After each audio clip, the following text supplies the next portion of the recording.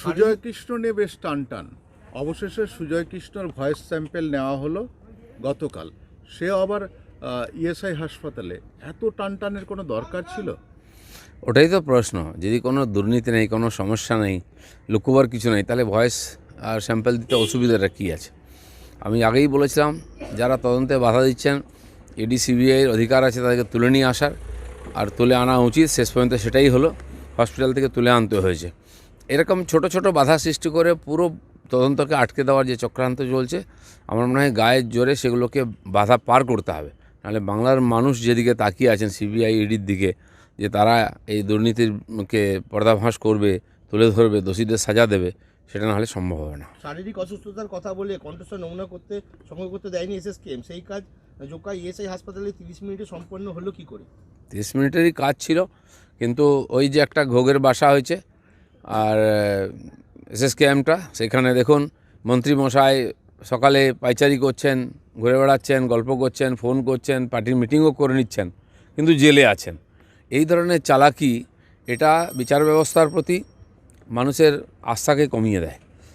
তিনি মন্ত্রী বলে, তিনি নেতা বলে সব সুযোগ পাচ্ছেন, আর সাধারণ মানুষ বিনা দোষে জেলের মধ্যে পড়ছে। এরও প্রতিবিধান হওয়া উচিত। সাংবাদিক গিয়ে তার ইন্টারভিউ নিয়ে আসছে, সে ফোনে কথাও বলে নিচ্ছেন। এই জন্য ওই হসপিটালটাকে তৈরি করা হয়েছে, ওটা অভয়ারণ্য হয়েছে টিএমসির এখন। সেখানকার মেডিকেল বোর্ড কাকুর কণ্ঠস্বর নমুনা সংগ্রহ করার ক্ষেত্রে ছাড়পত্র দিল। কণ্ঠস্বর নমুনা দেওয়ার ক্ষেত্রে সুস্থ কালীঘাটের কাকু, একটা জোকা ইএসআই হাসপাতালে মেডিকেল বোর্ড বুঝতে পারলেও এসএসকেএম এতদিন বুঝতে শুনুন, সবাই সুস্থ আছে, দিল্লির নেতারা সুস্থ আছেন, এখানে যারা সুস্থ, কেউ অসুস্থ নন। অসুস্থের ভান করছেন সেটাকে কোর্ট থেকে আর তদন্ত থেকে বাঁচার জন্য।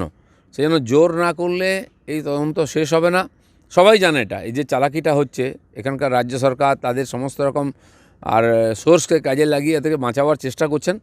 আর এই জন্য বিলম্বিত হচ্ছে, দোষীরা সাজা পাচ্ছে না, মানুষ ভরসা করতে পারছে না। আর জোকা ইএসআই হাসপাতালে ফিট সার্টিফিকেট পাওয়ার সেই কাকু আবার এসএসকেএম হাসপাতালের কেবিনে ভর্তি কেন? না, কেবিনে তো ছিলেন, কেবিন থেকে বার করতে পারছিল না, কারণ বেরিয়েছে। আজ যদি সত্য সামনে আসে, দোষ প্রমাণ হয়, সবাইকে ভেতরে যেতে হবে।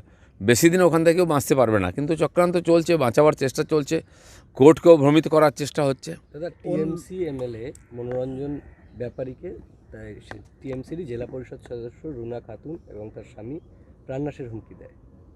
দেখুন, টিএমসিতে কে কাকে হুমকি দিচ্ছে, কার বিরুদ্ধে বলছে, যারা সিনিয়র লিডার, যাদের নাকি সরাবাচ্চা ছিল, তারাও নিজেরা যে লড়াই করছেন, হুইপ আর এমপির মধ্যে যে লড়াই চলছে, রাস্তার লড়াই শুরু হয়ে গেছে। এমএলএ মন্ত্রীর সঙ্গে, কাউন্সিলরের সঙ্গে এমএলএ লড়াই, আর সমস্ত স্তরে যে সংঘর্ষ চলছে, তারপরে পার্টিটা টিকে আছে, এটাই আশ্চর্যের বিষয়। তো প্রাণনাশের হুমকিটা নতুন কিছু নয়, প্রাণে মেরেই ফেলছে। যতগুলো টিএমসির নেতা মারা গেছে, যেখানে খুন হয়েছে, এমএলএ হোক, কাউন্সিলর হোক, প্রধান পঞ্চায়েত বা অন্য কোনো নেতা, তারা অভিযোগ কার দিকে তুলেছেন? তার পরিবারের লোক, পার্টির লোকের বিরুদ্ধে, যে পার্টির লোকেরাই মেরেছে, নিজের গোষ্ঠীদ্বন্দ্বে মারা গেছে, ভাগাভাগি করতে গিয়ে মারা গেছে, বাইরের কেউ মারছে না। তারা যদিও আমাদের ঘাড়ে দোষ চাপাবার চেষ্টা করেন, অন্য পার্টির লোককে কেস দেন, কিন্তু এর পিছনে পুরোপুরি তাদের পার্টির লোকের হাত আছে।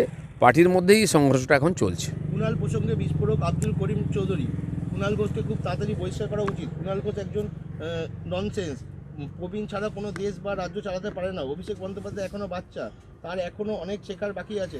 বিস্ফোরক আব্দুল করিম চৌধুরী। দেখুন, কে কার বিরুদ্ধে কী বলছেন টিএমসির নেতাদের, যদি আমাদের উত্তর দিতে হয়, তাহলে আমাদের আর কোনো কাজ করার সময় থাকবে না। এটা ওদের বাড়ির ব্যাপার, সামলে নি। কারা কারা আছে পার্টিদার, কাদের নিয়ে পার্টিটা চলছে, পশ্চিমবাংলার মানুষের কি এদের কাছ থেকে কিছু আশা আছে? চিন্তাভাবনা করার দরকার আছে। ফের মাঠে Trinamool second in command Abhishek Bandyopadhyay. 7ই জানুয়ারি ডায়মন্ড হারবারে অভিষেক নিজের কেন্দ্রে প্রবীণদের নিয়ে অনুষ্ঠান। যখন বিভিন্ন প্রান্তে ভাতা না পাওয়ার অভিযোগ, তখন 1 লক্ষ প্রবীণ মানুষকে ভাতা প্রদান ভাবনা। গত 1 মাস ধরে আবেদনপত্র জমা নেওয়া হচ্ছে। কারণ এই সরকারের, রাজ্য সরকারের কি ওইটুকু ক্ষমতা আছে? ডায়মন্ড হারবারের কজনকে ভাতা দিয়ে দিলেই বাংলার সমস্যার সমাধান হয়ে যাবে? নাকি ডায়মন্ড হারবারে খালি বৃদ্ধরা আছেন, আর কোথাও ভাতা দেওয়ার নেই? এই ডায়মন্ড হারবার মডেলটা কেন সারা পশ্চিমবাংলায় লাগু হচ্ছে না? ডায়মন্ড হারবার কজনকে সরকারি টাকায় ভাতা দেওয়া হচ্ছে, বাকিরা কেন বঞ্চিত হচ্ছেন? লক্ষ লক্ষ বয়স্করা সারা বাংলায়, বিধবারা কেন পাচ্ছেন না? এর উত্তরটা কে দেবে? তৃণমূল জিতলে ধূপগুড়ি মহকুমা হবে দিয়েছেন প্রতিশ্রুতি, হয়েছে কি বাস্তবে রূপায়ণ? পার হয়েছে 31শে ডিসেম্বর ডেডলাইন, অভিষেকের প্রতিশ্রুতি এখনও অধরা। মুখে কালো কাপড় বেঁধে প্রতিবাদ। অনেক প্রতিশ্রুতি এখন দেওয়া হচ্ছে, ইলেকশনালে প্রতিশ্রুতি হবে। টিএমসি কতগুলো প্রতিশ্রুতি রেখেছে আপনারা দেখুন, আপনারা নিউজ করছেন বিভিন্ন জায়গায়। কালকে নিউজ দেখলাম মিষ্টি হাব তৈরি হয়েছিল, সে বন্ধ হয়ে গেছে। এই যে কোটি কোটি টাকা খরচা করে খালি ভোট নেওয়া হচ্ছে, তারপরে ভুলে যাচ্ছেন। প্রতিশ্রুতির বন্যা বই দেওয়া হয় ইলেকশনের আগে, সে সমস্ত প্রশ্ন করা উচিত টিএমসি লিডারদেরকে। অমৃতা সিনহার হস্তক্ষেপে গতকাল যেরকমভাবে ভয়েস স্যাম্পেল নেওয়া হলো কালীঘাটের কাকুর, অন্যদিকে সিআইডি অমৃতা সিনহার স্বামীর ভয়েস স্যাম্পেল টেস্টের জন্য পরশুদিন ডেকেছিল ভবানী ভবনে, তিনি অনুপস্থিত। কি বলবেন? আমি জানি না তাকে কোন দোষে ডাকা হচ্ছে, তার ভয়েস স্যাম্পেল কেন দরকার আছে, কি অপরাধ, কোন ধারায় তার বিরুদ্ধে এফআইআর হয়েছে, কেউ জানে না। হঠাৎ নাম শুনতে পেলাম একজন লোককে ডাকা হয়েছে, দেখা গেল তিনি একজন বিচারপতির স্বামী। আমি জানি না বিচারপতিকে প্রভাবিত করার জন্য, ধমকাবার জন্য, ভয় দেখাবার জন্য, বিচারকে প্রভাবিত করার জন্য এই চক্রান্ত করা হচ্ছে কিনা।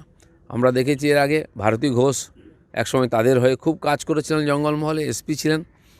কোনো কারণে যখন তিনি তাদের সঙ্গ ছাড়েন, চাকরি ছেড়ে দেন, তাকে বাংলা ছাড়া করা হয় এবং তার স্বামী একজন চার্টার্ড অ্যাকাউন্ট্যান্ট, ভদ্রলোক আমি জানি। তাকে দিনের পর দিন তুলে নিয়ে এসে বিচারের নামে, ইন্টারভিউর নামে আটকে রাখা হয়েছে, তাকে অসুস্থ করে দেওয়া হয়েছে।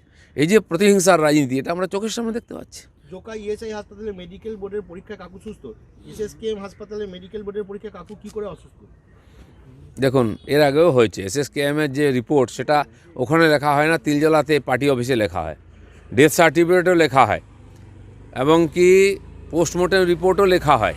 সেই জন্য তার উপরে বিশ্বাস নেই। এর আগে নেতাকে হেলিকপ্টারে করে এইমসে নিয়ে যেতে হয়েছে, ভুবনেশ্বর, টেস্ট করে দেখা হয়েছে, উনি ঠিকই আছেন। সেই জন্য এখন আর ভান করেন না। ওই হসপিটালে যে ডাক্তাররা সার্টিফিকেট দিচ্ছেন, তাদের আগে টেস্ট করা উচিত, তাদের ডেকে ইন্টারভিউ করা